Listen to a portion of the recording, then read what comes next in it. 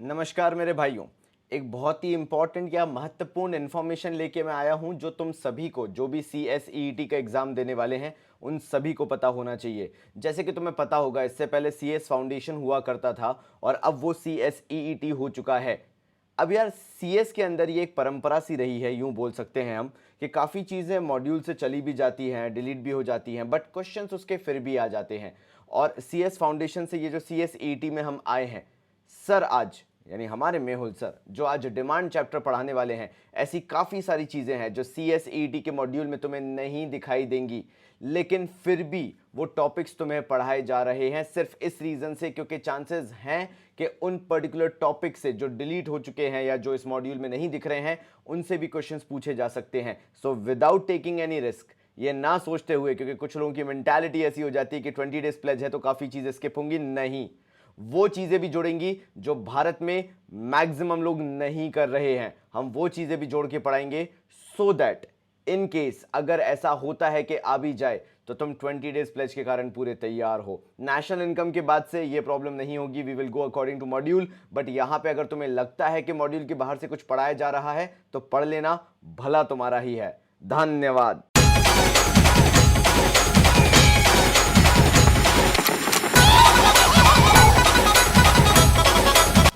आज के इस 20 डेज प्लेज में जो चैप्टर हम लोग डिस्कस करने वाले हैं वो एग्जाम पॉइंट ऑफ व्यू से बहुत ज्यादा वेटेज रखता है। इजी है पर वेटेज ज्यादा है, इसलिए हम इसको पूरा डिस्कस करेंगे। तो चलिए आज का 20 डेज प्लेज शुरू करते हैं। Let's begin.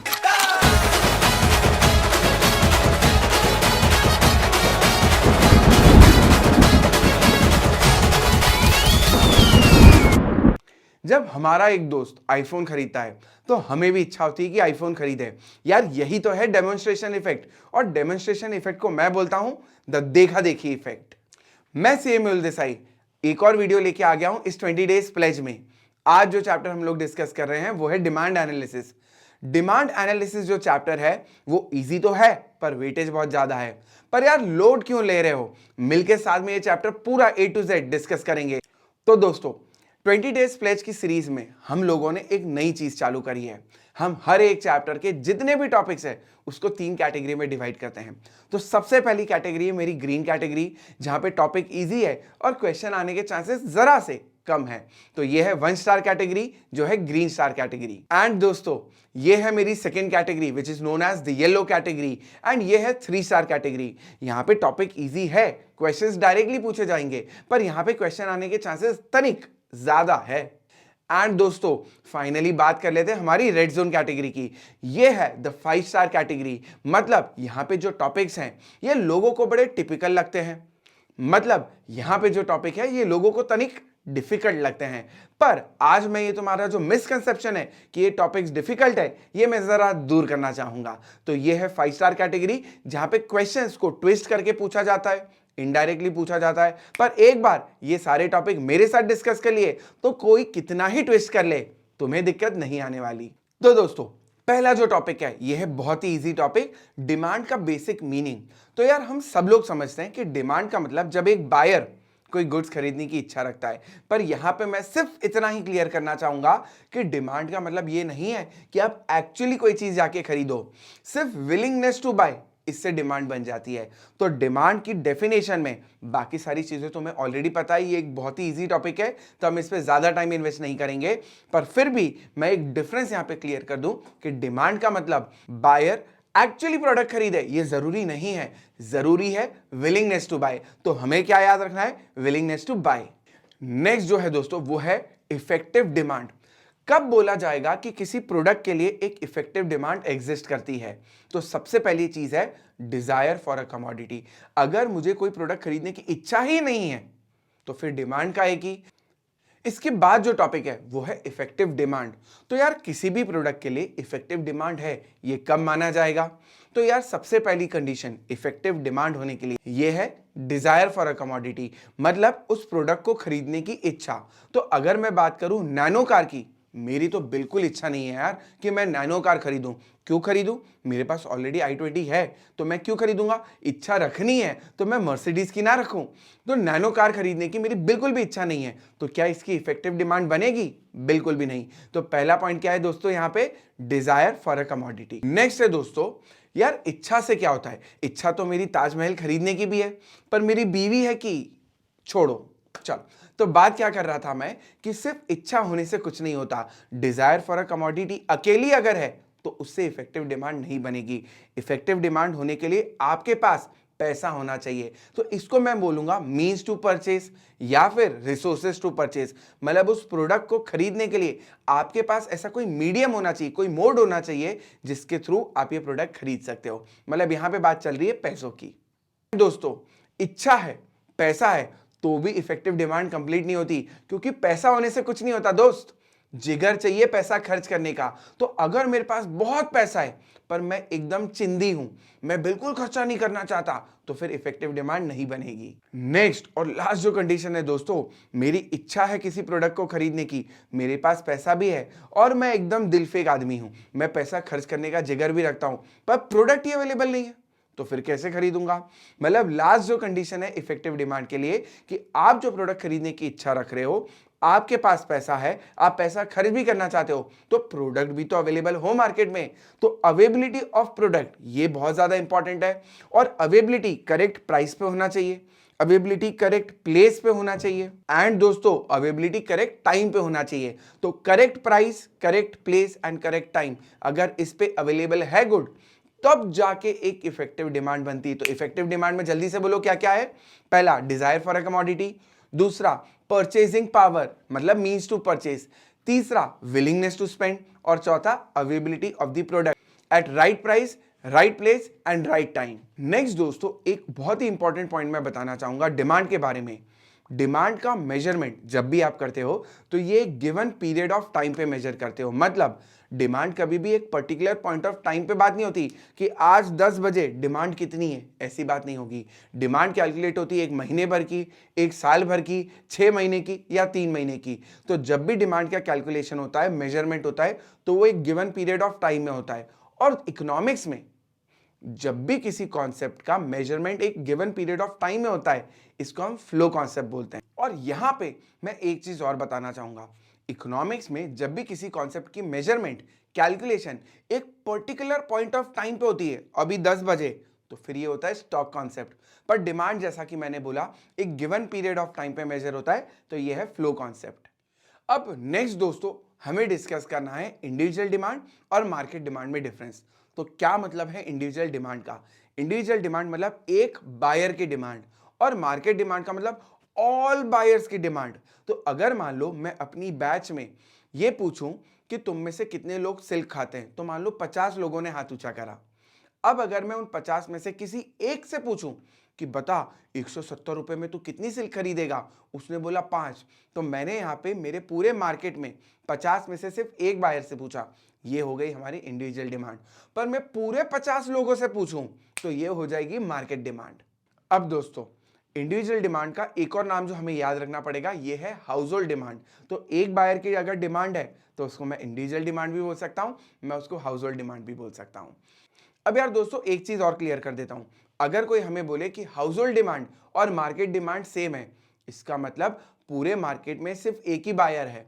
और अगर मान लो कोई हमें बोले कि इंडस्ट्री डिमांड और इंडिविजुअल डिमांड सेम है, तो हम क्या बोलेंगे कि मार्केट में सिर्फ एक ही सेलर है।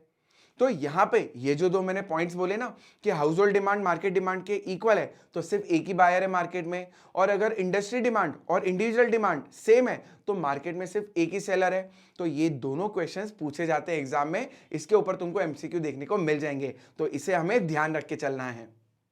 तो दोस्तों अब हम आ चुके हैं हमारे रेड जोन के टॉपिक पे, और टॉपिक का नाम है फैक्टर्स अफेक्टिंग डिमांड। तो दोस्तों ये सबसे इंपॉर्टेंट क्वेश्चन है डिमांड चैप्टर का, मतलब मैं तो इसे बैकबोन क्वेश्चन भी बोलता हूं इस चैप्टर का, क्योंकि जिसने ये पूरा टॉपिक अच्छे से समझ लिया उसको डिमांड में कोनो ही तकलीफ नहीं आने दूंगा मैं। तो दोस्तों यहां पे हम डिस्कस करने वाले हैं फैक्टर्स अफेक्टिंग डिमांड, बोले तो हम वो सारे फैक्टर्स डिस्कस करेंगे जिसके ऊपर ये डिपेंड करता है कि डिमांड कब इंक्रीज होगी और डिमांड कब डिक्रीज होगी। तो सबसे पहले बात कर लेते हैं, पहला फैक्टर हमारा पीएक्स, जिसका नाम है प्राइस ऑफ सेम कमोडिटी।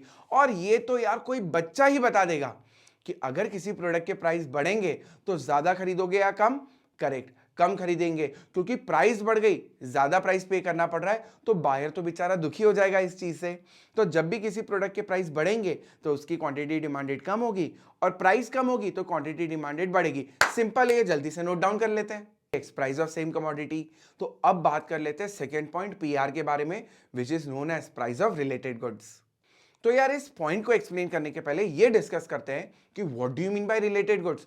तो रिलेटेड गुड्स का मतलब ये है कि जब एक प्रोडक्ट की प्राइस में चेंज होने की वजह से दूसरे प्रोडक्ट की क्वांटिटी पे असर पड़े, तो बॉस इनमें कोई कनेक्शन है। और मान लो अगर दो प्रोडक्ट ऐसे हैं कि इसकी प्राइस में चेंज होने की वजह से इसके कौनों ही फर्क नहीं पड़ता, तो फिर काय का कनेक्शन, फिर काय का रिलेशन, फिर ये अनरिलेटेड है। तो गुड्स रिलेटेड कब बोले जाएंगे दोस्तों, सुनना एक बार ध्यान से। Goods are said to be related when change in price of one good leads to change in quantity of other good. तो ये होता है रिलेटेड गुड्स। अब रिलेटेड गुड्स में दो टाइप है, एक सब्स्टिट्यूट गुड्स। अब सब्स्टिट्यूट गुड्स का मतलब क्या है? सब्स्टिट्यूट गुड्स मतलब वो गुड्स जो एक दूसरे की जगह यूज होते हैं, use in place of each other.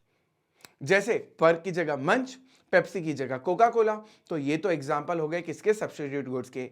अब पहले इसका एक रिलेशनशिप स्टडी कर लेते हैं। तो दोस्तों जैसा मैंने बोला, सब्स्टिट्यूट गुड्स मतलब वो जो एक दूसरे की जगह यूज हो सकते हैं। अब अपन एग्जांपल लेके चलते हैं। मान लो पेप्सी की प्राइसेस बढ़ गई, तो अगर पेप्सी महंगी हो गई तो तुम पेप्सी कम पियोगे, पर पीना थोड़ी कम कर दोगे। अच्छा मैं बात कर रहा हूं पेप्सी की, तो अगर पेप्सी पीना कम कर दी तो उसकी जगह कोका कोला पी लेंगे, अपने को थोड़ी ईगो प्रॉब्लम है कोई ऐसा। तो बेसिकली यहां पे देखो कि कोका कोला की क्वांटिटी क्यों बढ़ी? क्या कोका कोला की प्राइस में कोई चेंज हुआ? नहीं, बिल्कुल भी नहीं। तो फिर कोका कोला की क्वांटिटी क्यों बढ़ी?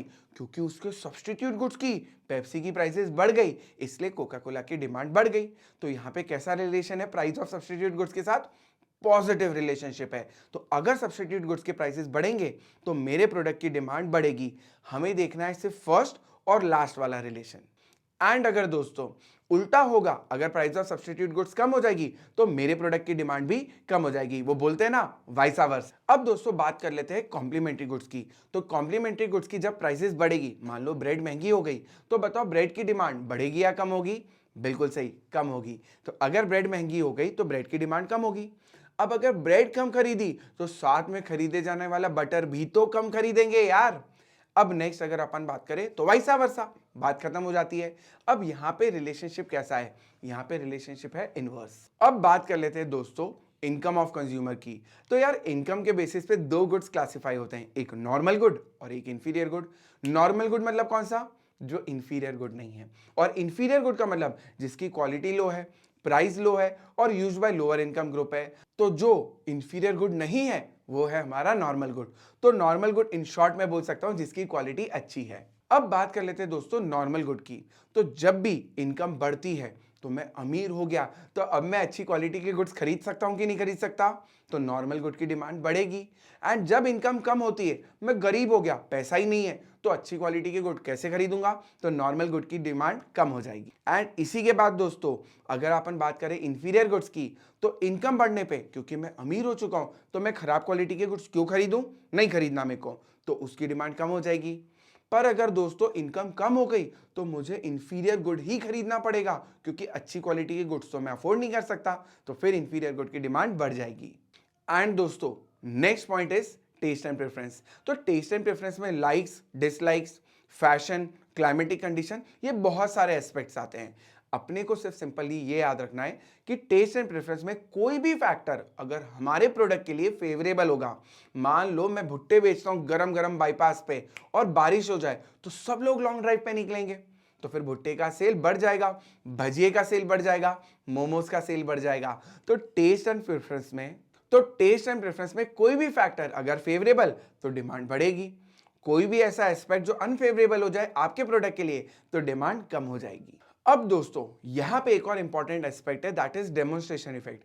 डेमोन्स्ट्रेशन इफेक्ट का मतलब होता है देखा देखी इफेक्ट। इसका मतलब जब मेरे फ्रेंड के पास कोई एक अच्छा लग्जरी गुड आता है, मेरे फ्रेंड ने मान लो आईफोन खरीद लिया, तो एज अ ह्यूमन बीइंग मेरे को भी ये मन में फीलिंग आएगी कि यार मेरे पास भी होना चाहिए आईफोन, और जब तक मेरे पास आईफोन नहीं होगा ना तो मेरे कलेजे को ठंडक ही नहीं पड़ेगी। मैं अपने पेरेंट्स की जान खा जाऊंगा कि आईफोन दिलाओ, आईफोन दिलाओ, आईफोन दिलाओ, और पेरेंट्स भी क्या है, टारगेट दे देंगे कि इतने परसेंटेज लेके आ तो तेरे को आईफोन लेके देंगे। लालच है दोस्तों ये। तो बेसिकली डेमोन्स्ट्रेशन इफेक्ट का मतलब क्या हो गया, देखा देखी इफेक्ट। जब आप अपने सराउंडिंग्स में, अपने रिलेटिव्स के पास, अपने फ्रेंड सर्कल के पास कोई प्रेस्टिजियस गुड्स देखते हो और अब आपको लगता है ये मेरे पास भी होना चाहिए और उसकी वजह से आप खरीदते हो, तो ये है डेमोन्स्ट्रेशन इफेक्ट। एंड अब दोस्तों बात कर लेते हैं पॉपुलेशन की। तो पॉपुलेशन का बड़ा सिंपल सा फंडा है, जिस कंट्री में, जिस एरिया में पॉपुलेशन ज्यादा है वहां पे डिमांड ज्यादा होगी, एंड जिस एरिया में, जिस कंट्री में पॉपुलेशन कम होगी, ऑब्वियस है यार कि वहां पे डिमांड कम होगी। तो दोस्तों जब बात चल रही है पॉपुलेशन की, तो पॉपुलेशन का जो कंपोजिशन है ये भी एक बहुत इंपॉर्टेंट रोल प्ले करता है किसी प्रोडक्ट की डिमांड को डिटरमाइन करने में। तो अगर मान लो आपकी पॉपुलेशन में टीनेजर्स ज्यादा है तो टीनेजर्स को लगने वाले गुड्स की डिमांड अपने आप बढ़ जाएगी। अगर मान लो आपके वहां पे सीनियर सिटीजन ज्यादा है तो चश्मे की डिमांड, लाठियों की डिमांड अपने आप बढ़ जाएगी। और अगर आपके वहां पे इन्फेंट्स ज्यादा है तो डायपर वगैरह ज्यादा बिकेंगे कि नहीं बिकेंगे। एंड फिर बात कर लेते हैं दोस्तों इनकम डिस्ट्रीब्यूशन की। तो एक ऐसी कंट्री जहां पे इनकम डिस्ट्रीब्यूशन इक्वल है, सब लोगों के पास मोटा मोटी, अरे मोटा मोटी मतलब वो मोटा मोटी नहीं, मतलब बराबर बराबर पैसा है, तो वहां पे डिमांड ज्यादा होगी। क्योंकि सब लोगों के पास पैसा है तो सब लोग खरीद पा रहे हैं, तो डिमांड ऑटोमेटिकली ज्यादा होगी। पर अगर मान लो कोई ऐसी कंट्री है जहां पे इनकम डिस्ट्रीब्यूशन बहुत ही ज्यादा अनइक्वल है, कुछ लोगों के पास भयंकर पैसा, कुछ लोगों के पास बिल्कुल भी पैसा नहीं है, तो यहाँ पे आधे से ज्यादा लोग तो बेचारे खरीद ही नहीं पा रहे हैं, तो यहाँ पे इस कंट्री में डिमांड ऑटोमेटिकली कम होगी यार। एंड अब दोस्तों बात करते हैं अदर फैक्टर्स की। यार ये है ना एक मिक्स्ड पॉइंट है, मतलब इसके अंदर इतनी सारी चीजें उन्होंने मिसलेनियस बोल के ऐड कर दी है कि हमें ये एक बार सिर्फ रीड करना है। ऐसे बहुत सारे पॉइंट्स हैं जिसकी वजह से डिमांड अफेक्ट करती है। जैसे मैं एक सिंपल सी बात करूं, आपकी कंट्री में मैरिज को लेके जो थॉट प्रोसेस है उसके ऊपर भी बहुत सारे प्रोडक्ट की डिमांड अफेक्ट कर जाती है। तुम्हें पता है जापान में गवर्नमेंट ने ये बोला है कि जो लोग आपस में शादी करेंगे उनको हम 4 लाख रुपए कैश देंगे, क्योंकि जापान में लोग इतने सेल्फ सेंटर्ड हैं कि उन्हें कोई ये शादी वादी में कोई भरोसा है ही नहीं। They don't believe in marriages. अब अगर मैरिजेस नहीं होगी तो पॉपुलेशन नहीं बढ़ेगी। तुम लोग मानोगे नहीं, जापान जो कंट्री है उसमें गवर्नमेंट ने एक स्कीम इंट्रोड्यूस करी है। स्कीम है कि आप लोग आपस में शादी करो, हम आपको 4 लाख रुपए, अमाउंट हो सकता है 4 लाख का ऊपर नीचे हो जाए एक्सचेंज रेट के हिसाब से, पर 4 लाख रुपए हम आपको पे करेंगे। तो गवर्नमेंट शादी करने के लिए पैसा दे रही है, वो भी छोटा मोटा अमाउंट नहीं यार, 4 लाख के आसपास का अमाउंट दे रही है। क्यों ऐसा? क्योंकि वहां की ऑडियंस जो है, वहां की जो पॉपुलेशन है वो सेल्फ सेंटर्ड है, उन्हें ये कमिटमेंट और शादी करना इन सब पे कोई बिलीव नहीं है। तो वहां पे बर्थ रेट क्या हो रहा है, कम हो रहा है। तो गवर्नमेंट लो बर्थ रेट से टेंशन में आके ये स्कीम लेके आ गई कि शादी करो, हम आपको क्या देंगे, पैसा देंगे। कभी कभार मैं सोचता हूँ कभी इंडिया में ये स्कीम आ जाए तो अभी जिस स्पीड से हम लोग बढ़ रहे हैं उससे 3 गुना स्पीड से हम लोग बढ़ना चालू हो जाएंगे अगर ये स्कीम आ जाए तो। एनीवेज, तो बेसिकली आपकी कंट्री में मैरिज का स्टेटस, आपकी कंट्री में वेदर कंडीशन, ये बहुत सारे फैक्टर्स हैं जो आपकी कंट्री में डिमांड को अफेक्ट करते हैं। तो दोस्तों नेक्स्ट जो हमारा टॉपिक है वो है डिमांड डिस्टिंक्शन। अब यार ये है ना हमारे पुराने जो 11th-12th के सिलेबस है उसके साथ रिलेटेड नहीं है, तो तुम लोग भी क्या करते हो, इसको जल्दी जल्दी पढ़ के स्किप कर देते हो। पर ट्रस्ट मी दोस्तों, इसके ऊपर क्वेश्चंस पूछे जाते हैं और अगर हमने इसको अच्छे से नहीं पढ़ा तो हम लोग प्रॉब्लम में आ सकते हैं। पर मैं यहाँ पे ये सारे डिस्टिंक्शन एक एक करके तुमको अच्छे से समझाऊंगा, तो इस वीडियो में बस ये एक बार अच्छे से सुन लेना, तो एग्जाम में तुम्हें बिल्कुल याद आ जाएगा कि कौन सी डिमांड कैसी थी। तो दोस्तों सबसे पहला जो डिमांड डिस्टिंक्शन है वो बेस्ड है टाइम फैक्टर के ऊपर। तो टाइम फैक्टर के ऊपर मैं डिमांड को क्लासिफाई कर सकता हूं शॉर्ट रन डिमांड में और लॉन्ग रन डिमांड में। ना what do you mean by short run demand? ये ऐसी डिमांड है जो क्विकली रिएक्ट कर जाती है, ये तुरंत चेंज हो जाती है। तो जैसे ही इलेक्ट्रिसिटी का पर यूनिट जो रेट है वो कम होता है, वैसे ही अब मैं मेरा एसी 2 घंटे की जगह 3 घंटे चलाने लग गया, मैं टीवी ज्यादा देखने लग गया। तो बेसिकली ये ऐसी रिएक्टिव डिमांड है जो थोड़ा सा भी प्राइस में चेंज हो तो तुरंत खुद को एडजस्ट कर लेती है, पर इसकी वैलिडिटी शॉर्ट पीरियड के लिए। फिर जैसे ही वापस से इलेक्ट्रिसिटी महंगी हो जाएगी तो मैं वापस से एसी कितना चलाना चालू कर दूंगा, 2 घंटे। एंड दोस्तों जो लॉन्ग रन डिमांड है ये वो डिमांड है जिसको एडजस्ट होने में टाइम लगता है। मतलब अगर अभी टेम्पररी इलेक्ट्रिसिटी के रेट चेंज हुए तो इसकी डिमांड चेंज नहीं होगी। पर अगर मान लो परमानेंट बेसिस पे इलेक्ट्रिसिटी सस्ती हो जाए तो ऐसे लोग जो पहले गैस गीजर यूज कर रहे थे अब वो भी इलेक्ट्रिक गीजर पे शिफ्ट हो जाएंगे। तो यहां पे जब वो गैस गीजर छोड़ के इलेक्ट्रिक गीजर खरीदेगा तो लॉन्ग टर्म के लिए उसकी डिमांड चेंज होगी, तो ये हो जाएगा लॉन्ग रन डिमांड। अब दोस्तों जो सेकेंड डिस्टिंक्शन है वो है बेस्ड ऑन गुड्स। तो एक होता है प्रोड्यूसर गुड्स, एक होता है कंज्यूमर गुड्स। प्रोड्यूसर गुड्स का मतलब ऐसे गुड्स जो प्रोड्यूसर यूज कर रहा है, काई के लिए, फॉर मैन्युफैक्चरिंग ऑफ गुड्स। इसका मतलब दोस्तों जब एक मशीनरी एक प्रोड्यूसर यूज कर रहा है तो वो हो गया प्रोड्यूसर गुड्स। तो एंड यूजर कौन है? अगर एक मैन्युफैक्चरर एक प्रोड्यूसर इसको खरीद रहा है तो ये हो जाएगा प्रोड्यूसर गुड्स। और अगर दोस्तों एक कंज्यूमर कोई गुड खरीद रहा है तो वो होगा कंज्यूमर गुड। तो कंज्यूमर किसी प्रोडक्ट को बनाने में यूज नहीं करता ये गुड, कंज्यूमर तो अपनी वांट को सेटिस्फाई करने के लिए प्रोडक्ट खरीद रहा है, तो ये हो जाएगा कंज्यूमर गुड। अब कंज्यूमर गुड जो है वो दो टाइप का है, एक ड्यूरेबल गुड्स, तो ड्यूरेबल मतलब जो एक से ज्यादा बार यूज हो सकता है, और नॉन ड्यूरेबल गुड मतलब जो सिंगल यूज में खत्म हो जाता है। मान लो अपन ने ब्रेड खरीदी तो ब्रेड खा ली, खत्म हो गई, रीयूज थोड़ी हो पाएगी। पर अगर मान लो टोस्टर है तो टोस्टर तो आप बार बार यूज कर सकते हो, ये है ड्यूरेबल गुड। एंड दोस्तों डिपेंडेंसी के ऊपर जो गुड्स का क्लासिफिकेशन वो है डिराइव गुड्स और ऑटोनॉमस गुड्स। तो basically what do you mean by derive goods या डिराइव डिमांड? डिराइव डिमांड का मतलब है दोस्तों ऐसे गुड्स जिसकी डिमांड डिपेंडेंट है फिनिश गुड्स की डिमांड के ऊपर। मतलब अगर फिनिश गुड खरीदा जाएगा तो इस प्रोडक्ट की भी डिमांड अपने आप बनेगी। जब गाड़ियों की, कार्स की डिमांड बढ़ती है तो अपने आप जो स्टीयरिंग व्हील है उसकी डिमांड बढ़ती है कि नहीं बढ़ती? अगर सैंडविच की डिमांड बढ़ेगी तो ब्रेड की डिमांड अपने आप बढ़ेगी। मतलब दोस्तों यहां पे तुम बोल सकते हो कि डिराइव डिमांड किसकी होती है? इनपुट्स की। फैक्टर्स ऑफ प्रोडक्शन की जो डिमांड है वो है डिराइव डिमांड, क्योंकि जब फिनिश गुड की डिमांड बढ़ेगी तो फैक्टर्स ऑफ प्रोडक्शन की डिमांड अपने आप ही बढ़ जाएगी। एंड ऑटोनॉमस डिमांड जो होती है दोस्तों वो है इंडिपेंडेंट डिमांड, मतलब ऐसे प्रोडक्ट की डिमांड जो किसी और प्रोडक्ट के ऊपर डिपेंडेंट नहीं है। मतलब मेरा प्रोडक्ट की डिमांड खुद से डेवलप होती है। जैसे अगर मैं मान लूं कि पान, तो जब अपन पान बनारस वाला खाते हैं तो उसकी डिमांड किसी और प्रोडक्ट की डिमांड के ऊपर डिपेंडेंट बिल्कुल भी नहीं है, तो ये हो जाएगा ऑटोनॉमस डिमांड। एंड लास्ट जो डिस्टिंक्शन है दोस्तों ये है मार्केट के ऊपर क्लासिफिकेशन। तो अगर मैं बात करूं कंपनी डिमांड की, तो अगर मैं मान लो पूरी इंडस्ट्री में किसी एक पर्टिकुलर कंपनी के प्रोडक्ट की डिमांड की बात करूं, जैसे स्टील इंडस्ट्री में टाटा स्टील की डिमांड की बात करूं, तो ये हो गया कंपनी डिमांड। दूसरा है इंडस्ट्री डिमांड। जब मैं पूरी स्टील इंडस्ट्री की हर एक कंपनी की कंबाइंड डिमांड की बात करूंगा तो ये हो जाएगा इंडस्ट्री डिमांड। तो दोस्तों इसी के साथ हमने एक और टॉपिक खत्म कर लिया जो है डिमांड डिस्टिंक्शन। तो चलो अब बढ़ते हैं हमारे नेक्स्ट टॉपिक की तरफ जो है लॉ ऑफ डिमांड।